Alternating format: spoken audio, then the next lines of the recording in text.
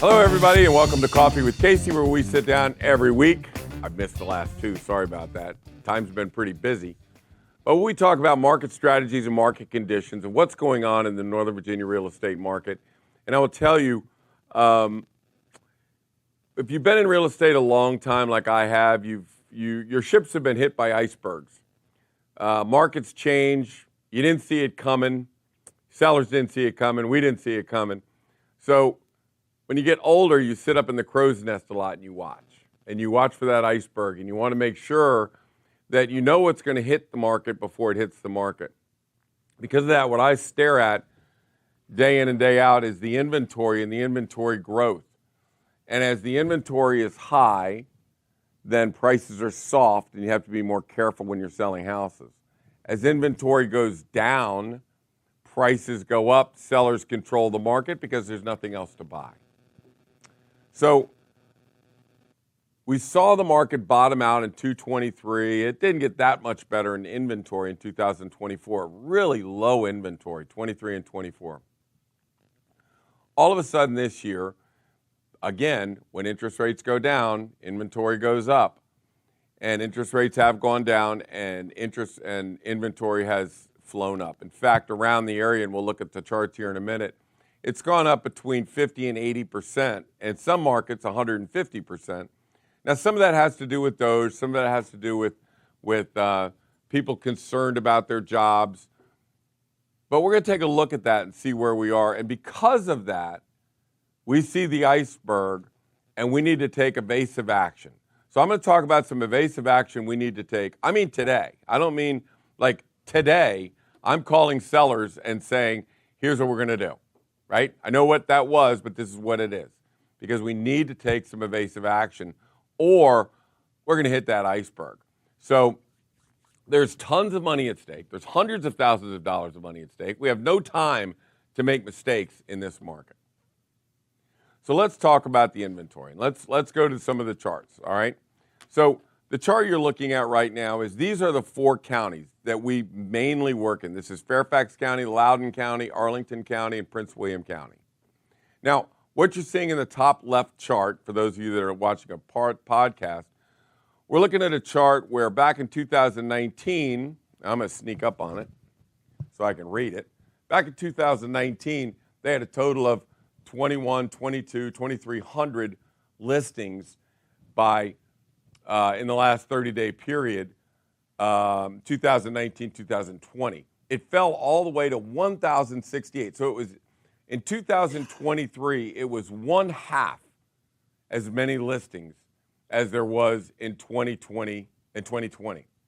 So that's why prices spiked. That's why prices got so high. And because it got there, why did it fall that low? Is because interest rates spiked. Interest rates went up. Everybody else said, I'm out of the market. I'm not listing my house. So 2024 comes along. It improves a little bit, but not much.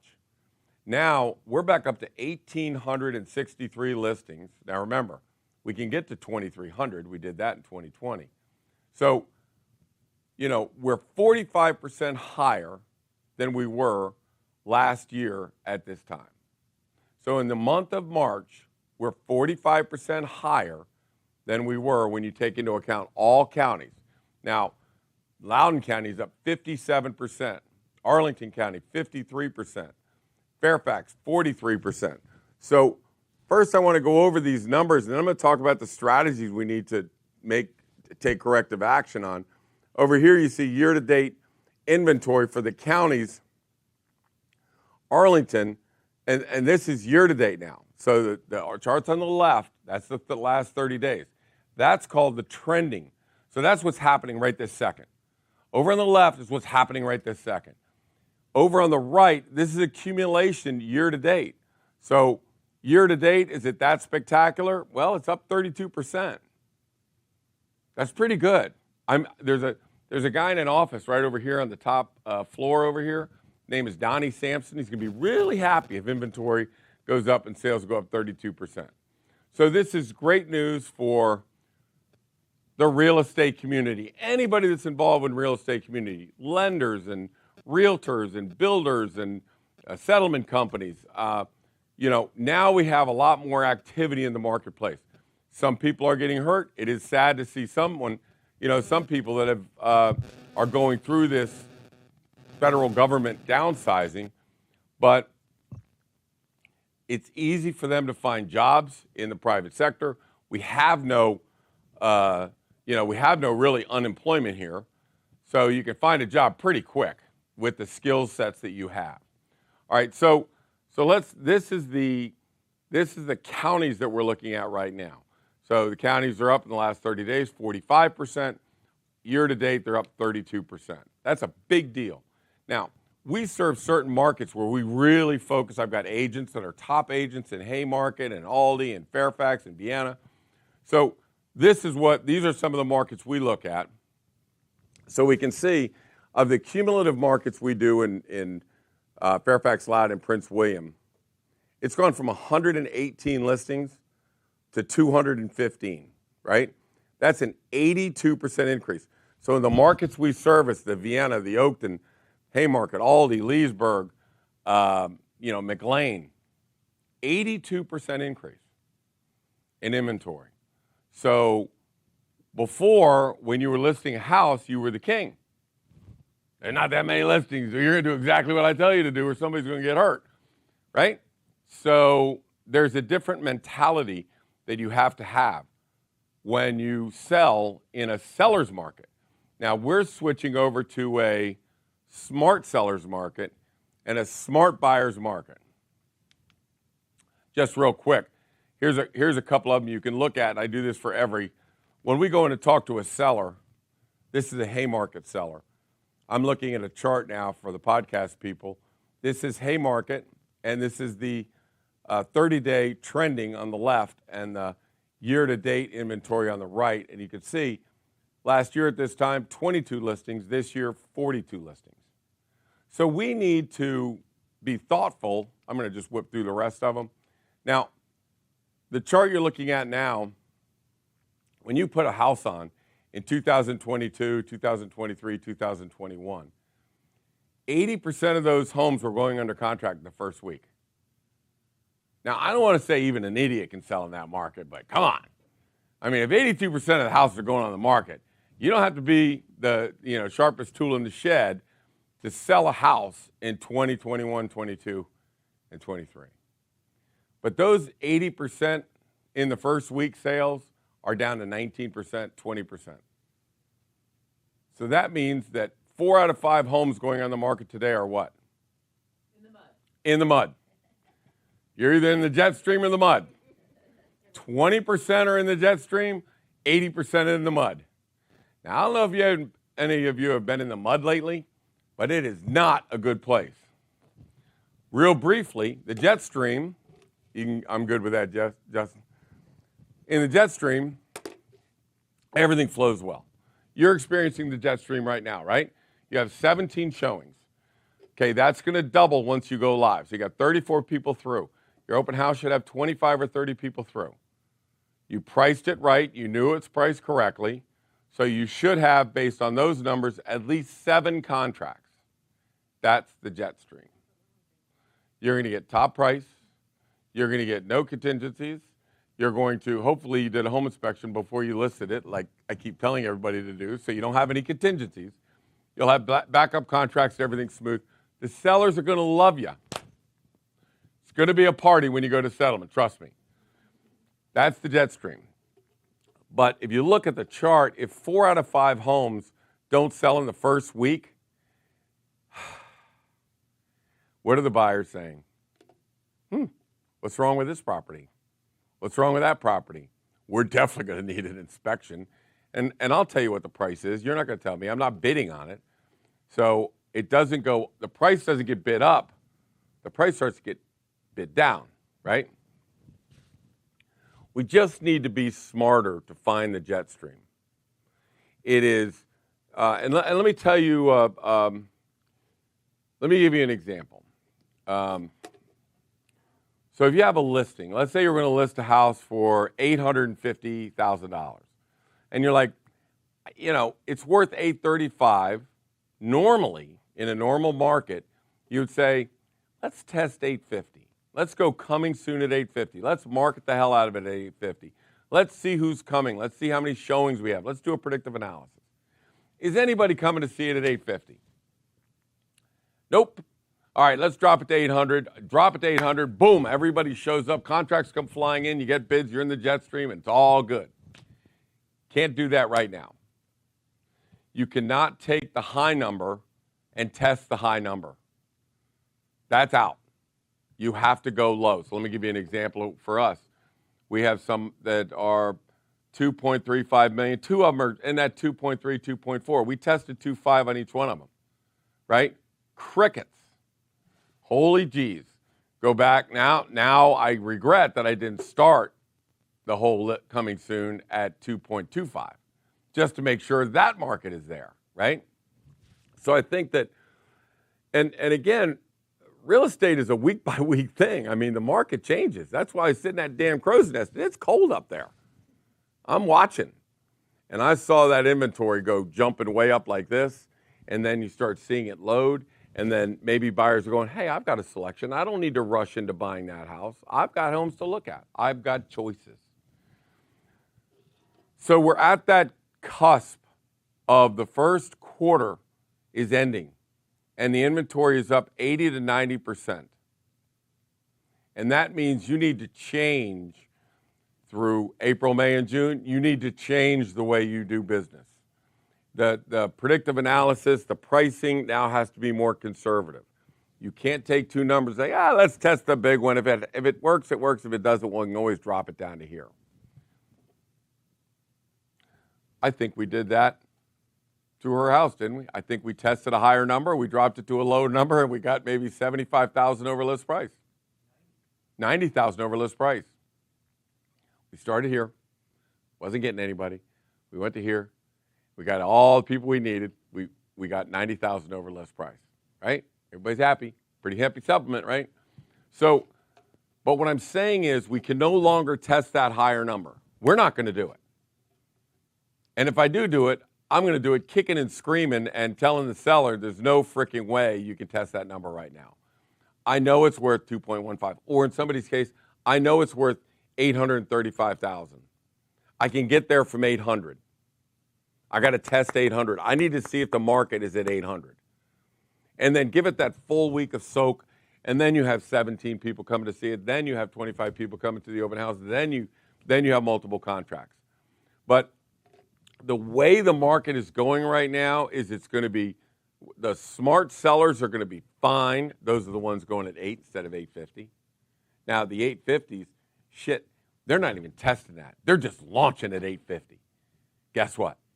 Crickets. You're going to hear crickets. 2.5, somebody says the house worth 2.35. Let's go with 2.35, crickets. And then here we go. Now it's going to start going down that toilet bowl, that, what do I call it, the death spiral. I'm just telling everybody, I'm warning them right now, I'm ringing the bell that the inventory is back, and you have to be you have to change change the way we handle these listings. We have to be more conservative, not aggressive. We have to make sure that if we're going to test something, we test it low, not high. But where I was that one company is predicating all of the agents they bring in, say, hey, we got an exclusive listing. We're going to offer it just to our agents. You're going to get a good look at this. And Donnie Samson at Samson Properties, we're going to have the same. You can have an exclusive, but that's not what we're basing our marketing for our sellers. You know who that's for? Buyers. Great for buyers. I mean, I can get in and look at a house before it goes on the market, maybe write a contract before I got to compete with 8 different people. So those exclusive, perfect for buyers. Shitty for sellers. Just telling you. If I'm a seller, I was with a guy this week. His house, they're going to try and sell it for $6 million. It's in Mason Neck. I said, and the town is called Lorton, right? I said, now look, nobody's sitting in their computer saying, show me all the $6 million houses in Lorton. Right? That is not where they're looking. You couldn't find a sale in Lorton in the last 12 years. They're not looking in Lorton. McLean, Great Falls, Potomac, all of that stuff. So for this, you not only put it on the computer where everybody in Lorton can see it, but your marketing is going to AI will tag everybody looking for a 5 million plus house in DC, Arlington, Alexandria, McLean, across the river in Bethesda and Potomac. That's where they're looking. So you come in, you're in the West Coast, you hear about Potomac, you're going to look for a big house, you're going to look at McLean, and then all of a sudden AI is going to go, hey, here's somebody coming in from the Northwest. They're looking in McLean for a 10,000 square foot plus house. Tag them. And it tags them and takes literally the custom website built for this house and shows it to them. LinkedIn, Instagram, all the stuff you've got. It'll tag them. It'll follow them. Open up the Wall Street Journal, it's going to find you. Go in and look for something on Google, it's going to find you. Google Ads will find you no matter where you are. If you're looking. So the marketing strategy, and this is, I don't care if it's an $800,000. So let me give you an example. Let's say I'm in Haymarket, and I've got a really nice house. It's worth $900,000. In Vienna, that's $1.4 million. In McLean, it's worth 1.7. Now, if I could take that house in Haymarket and I could package it up and make its own custom website and then activate the artificial intelligence to go after buyers that are looking in Vienna, Oakton, Centerville, McLean, and blah, blah, blah, and say, you could have a 4,000 square foot house built in 2005. You just got to drive to Haymarket. And the first words out of their mouth are, where the hell is Haymarket? Let's get on the toll road and let's go. And then they're going to walk in the house and go, you've got to be kidding me. I could have this house for $900,000. It cost me $1.5 million in Vienna and $1.8 million in McLean, and all I got to do is drive this toll road. Here's my credit card. Man, I'm going to run up the tolls like you can't believe. But that's what people do, and that's what those houses have to do. Another one. Let me give you another perfect example. And this is, I've got the buyer on this one. It's a $13 million house in Oakton, and the house is only worth $10 million, but it's on the market for $13 million. And I'm looking at my buyer, and I'm like, this is perfect because it's not an experienced agent. They're not marketing it correctly. It's not going outside the parameters. Nobody's looking at this house. Nobody's looking in Oakton for a $10 million house. We got her all alone, right? So we can go in and we have more leverage as a buyer over an inexperienced agent that's not using artificial intelligence, not marketing the property to all of that, sitting on the market for a year and a half. So he would be in the category of smart buyers. So smart buyers are taking advantage of dumb sellers, and smart sellers are taking advantage of desperate buyers. We got to have a house. Here's one. Oh, my God, let's go get it. Let's bid it up. And they just get in the bidding war, you know? And even though 20% of the houses are going under contract, pretty much all our contracts are now getting $100,000 over list price. And then all of a sudden, it's all going to start, you're going to start hearing crickets. And I'm telling you, it's coming right now. Not June 15th, when it normally comes. It's starting to come now because people are concerned about what the cutbacks are going to be doing, concerned about the government jobs and contracts, not the jobs. Jobs, they can find another job. It's the contracts. But behind them, what people don't see is right down the road in Washington, they're deciding on how they're going to spend $5 trillion. And things are going to change, right? New administration, new deals, new changes. So that's going to mean that Ivy League schools that were getting tons of money, hundreds of millions of dollars, not sure why we give them it, but they get it, hundreds of millions of dollars. Now they have to hire lobbyists to come to make sure that that money is secure. Everybody needs to start hiring lobbyists and come in and start working the new systems in Washington, D.C. Change is good. It's called money in motion.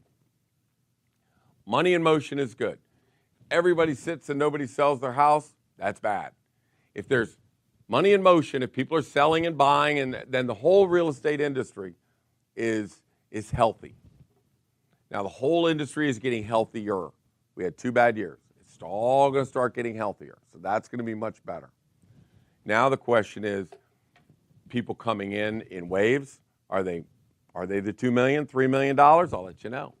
We're listening. We're watching every day. I can tell you that the people there are people coming into town. They are coming in with all cash, and they are not messing around.